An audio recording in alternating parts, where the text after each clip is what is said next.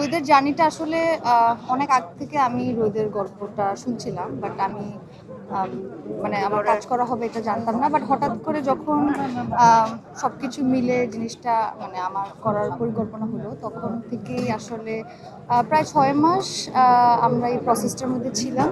তো সেখানে এটা আসলে এক কথা মানে এটা এভাবে বলতে গেলে একটু আমার জন্য ডিফিকাল্ট, কারণ এটা একটা অন্য প্রসেস। মানে আমি হাওয়াতে যে প্রসেসে কাজ করেছি সেই টিমের সাথে আমি রোহিত করলাম, কিন্তু সেটা একটা ডিফারেন্ট প্রসেস। মানে এখানে অনেক অনেক কথা বলার আছে। সো ওইটা বলতে গেলে অনেক সময় লাগবে, এবং আমি মনে করি যে আমাদের তো সিনেমাটা রিলিজ হবে যখন, তখন আমি এটা নিয়ে বিস্তর কথা বললে তখন ভালো। বাট এটা বলবো যে এটা হাওয়ার থেকে অনেক বেশি চ্যালেঞ্জ, অনেক বেশি মানে আমি আমার মনে হচ্ছিল আমি হাতড়াচ্ছিলাম চরিত্রটাকে কিভাবে পাবো, কারণ আমি রাস্তায় রাস্তায় পাগল খুঁজতাম, দেখতাম। তাদের মতো হইতে চাওয়াটা মানে এটা এত ইজি না, মানে মানে ওই জীবনটা যাপন করা এত সোজা না। মানে আমার মনে আছে আমরা প্রথম লুক টেস্টের জন্য যখন স্পেসে গেলাম, তখন আমি যখন প্রথম আর কি গেলাম ওই জায়গাটা, তখন ওখানে মাটি ছিল না, মানে মাটি কাটা হচ্ছিল, কোনো ঘাস ছিল না। আর এত সান, মানে আমাদের এতটুকু একটা শেডের জায়গা ছিল যেখানে আমাদের টিম দাঁড়াবার মানে কেউ একজন সরলে আরেকজন দাঁড়াবে, এরকম একটা অবস্থার। মানে এখানে মাইগ্রেনের ব্যথা, আমি প্রথম দিন যখন ওই স্পেসে যে আমার মাইগ্রেনের ব্যথা চলতো, আমি জাস্ট এইখান থেকে একটুখানি হেঁটে যাচ্ছিলাম, সেটাই আমার মনে হচ্ছে আমি শেষ হয়ে যাব। কারণ ওই তাপটা শরীরে নেওয়ার একটা ব্যাপার ছিল। তা আমি এখানে অনেক দিন থেকেছি, মানে আমি এটা নিয়ে অনেক স্টোরি আছে, অনেক গল্প আছে, এগুলো শেয়ার করতে চাই অবশ্যই। তো যেটা হয়েছে যে আমি যখন প্রথম বললাম যে লুক টেস্টে, তখন দেখলাম যে ওইখানকার অঞ্চলের স্পেসের মানুষদের সাথে আমাকে খুব আলাদা লাগছিল।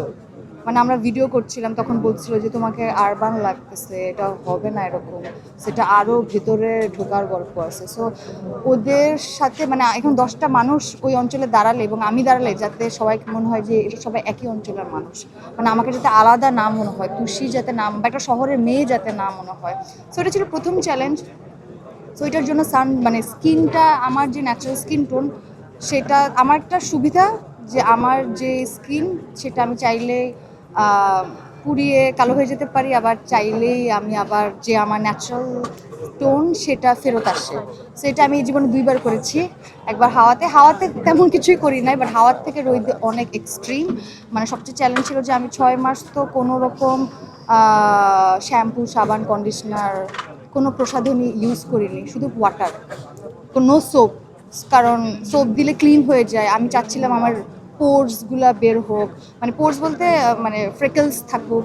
আমার যে পান খেতে হতো, আর নর্মাল আমার মা পান খায়, তো পান খেলে আপনার দাঁতের মধ্যে এক ধরনের টেক্সচার আসে, ওইটা চাচ্ছিলাম। তো ওইটার জন্য আমি পান খাচ্ছিলাম, কিন্তু ওদের মানে যেইটা খেলে আমার কাজ হবে সেটা পাথরের চুন খেতে হবে। ওই অঞ্চলের মানুষ পাথরের চুন খায়, অনেক লাল হয়ে যায়, ওইটার কারণে মুখ পুড়ে যেত। সো ওইটা প্র্যাকটিসের মধ্যে ছিলাম, মুখের জিহ্বা ভারী হয়ে যেত, অনেক অনেক কিছু। আমি তো যে আমরা যে বাড়িটা বানালাম, সেই বাড়িটা সবার সাথে মিলেমিশে আর্ট, তারপর হচ্ছে ওই যে বললো যে ওই এলাকার মানুষরা সবাই মিলে বসে আমরা ওই বাড়িটা বানিয়েছি, তাদের সাথে আমিও কাজ করতাম, লেবারের কাজ, ওই টিলার উপরে উঠতাম, অনেক কষ্ট। মানে আপনি একবার উঠলে আপনার দম বের হয়ে যাবে। তো গাছ লাগানো, মাটি ফেলা, এগুলো আমি করতাম। কারণ হচ্ছে শুধু একটাই আমার স্কিন কেয়ার ছিল, আমি সরিষার তেল লাগাই থাকতাম সেটা, কারণ সরিষার তেল লাগিয়ে আপনি যদি রোদে যান তাহলে অনেক দ্রুত বার্ন হয়। সো একদম চামড়া পুড়ে মানে কয়লা করে ফেলতে হবে। কারণ কেন কি, কারণ এটা মেকআপে কাজ হবে না, কারণ ওখানে যে জায়গাটা, আপনি যদি কালো মেকআপ দেন, আপনি যদি দৌড়াদৌড়ি করেন, বৃষ্টি হয়, মেকআপ সরে যাবে, আপনি ঘামলে আপনার রিয়েল স্কিন বের হয়ে যাবে।